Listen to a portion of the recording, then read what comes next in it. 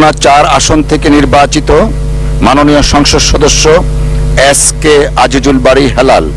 মাননীয় স্পিকার, আপনাকে ধন্যবাদ দিতে চাই।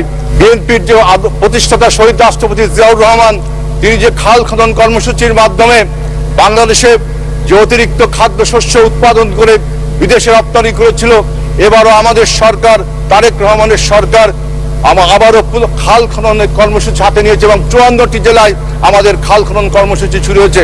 আপনারা দেখেছেন যে আমাদের যে কমিটমেন্ট ছিল যে ফ্যামিলি কার্ড প্রত্যেকটা পরিবারকে দিব, আমরা 37,565টি ফ্যামিলি কার্ড দিয়েছি। বিরোধী দলের মাননীয় নেতা বলেছেন দ্রুত ফ্যামিলি কার্ড।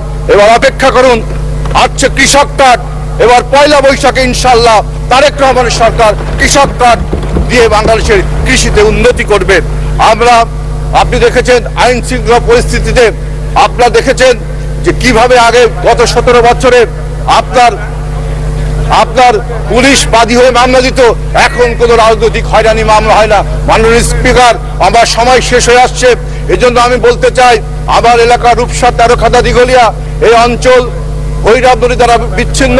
আমার এই ভৈরব নদীর উপরে একটা সেতু নির্মাণ করলে জাতীয় সড়কের সাথে আমাদের এই মহাসড়ক, আমাদের স্থানীয় সড়কটি যোগাযোগ হতে পারে এবং আমার এলাকায় যে প্রচুর যানজট হয় আপনার শেরের বাজার ফেরিঘাটে, আমি দাবি করব যে আমার রূপসায় যেন আমার ভৈরব নদীর উপরে যেন একটা সেতু নির্মাণ করা হয়।